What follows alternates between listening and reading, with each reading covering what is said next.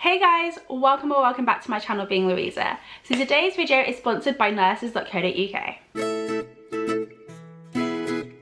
Nurses.co.uk are an online website where you can get all things nursing, from job posts to blog posts, and their midwifery section is expanding with us.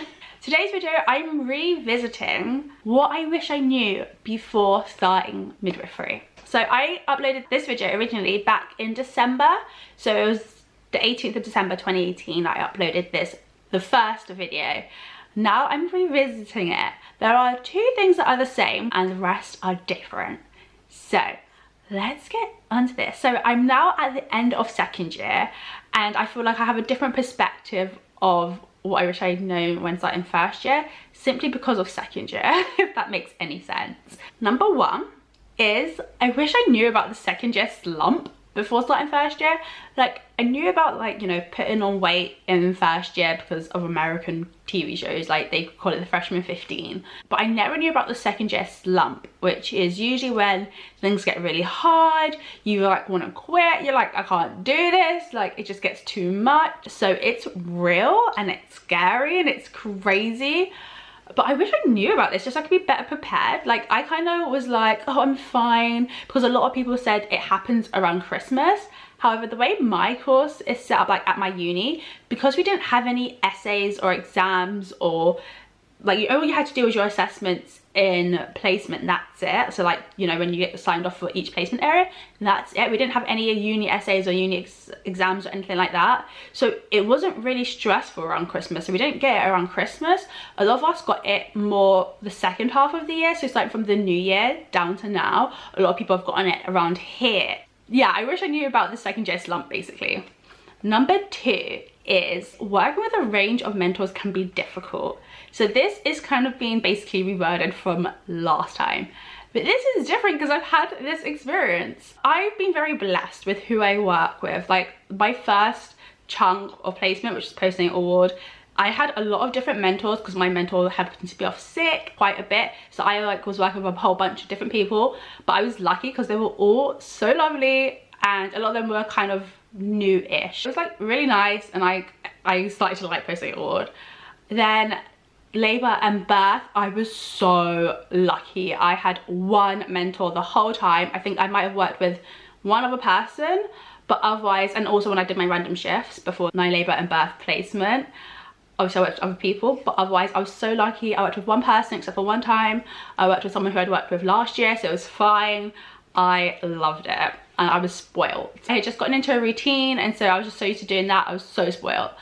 Then I go into my next placement block and it was different. Like working with someone different was a lot for me and it was weird. I think I just got too attached to my labor and birth mentor, but also it was just different. Thing number three, now this one is so obvious, but I guess first year it didn't happen in this way, so I was fine. But I wish I knew that I would have essays to do during placement times. So obviously I knew there was gonna be essays because like it's a degree, and I knew there was gonna be exams because it's a degree.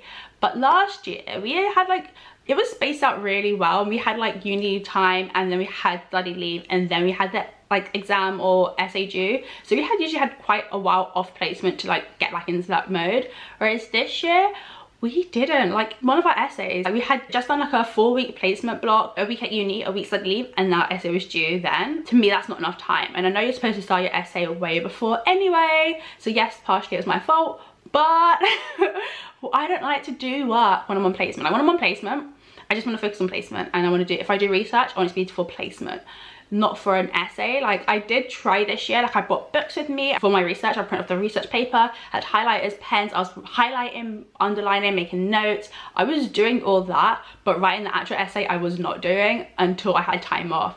So it was really hard. So pre-warning guys, sometimes your essays / assignments will be due in a week after you've just been on a big long placement block. Thing number four, you will have bad days.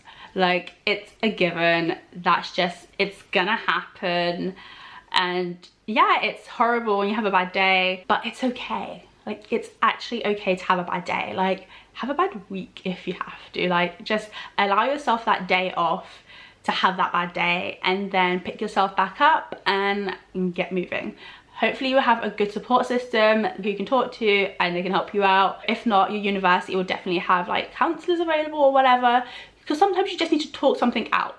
Or you can go to your personal tutors if you're close to your personal tutors, or whoever, like your CPF, so your clinical placement facilitators, you can go to them and talk it out if it happened in clinical time. Just know there's a lot of resources out there. You just kind of got to look a little bit and they can help you out, because it's okay to have a bad day. It just sucks when it leads on to like a bad week and you haven't been able to like talk to anybody about it. So definitely go and talk to people about that. And last but not least is thing number 5. Midwifery can be draining. And now, I said this last time, I feel like I didn't articulate myself well last time when I was saying this, and I think I'm not going to do it again well this time either. But my friend told me this one, I was like, dude, I agree, because I said this last time. Basically, it can be emotionally draining. However, the highs outweigh the lows. Yes, it can be emotionally draining. Like, you can just feel just so tired and like, oh my gosh, this is a lot. I feel overwhelmed, or oh my gosh, this was so annoying. I can't believe this happened, or someone did this, or someone spoke to me this way. But there are going to be a lot more highs than there are lows. And you just gotta remember all those good times when you're in a bad time, so that can bring you up and give you hope that like it's gonna get better. It's gonna get better. So just stick in there and remember all the good times. I hope this video was interesting. I hope you liked it. Don't forget to check out Nurses.co.uk, and until next time, keep on being you. If you like this video, give it a thumbs up, comment down below with any questions or suggestions, and don't forget to subscribe to get weekly updates. Bye y'all.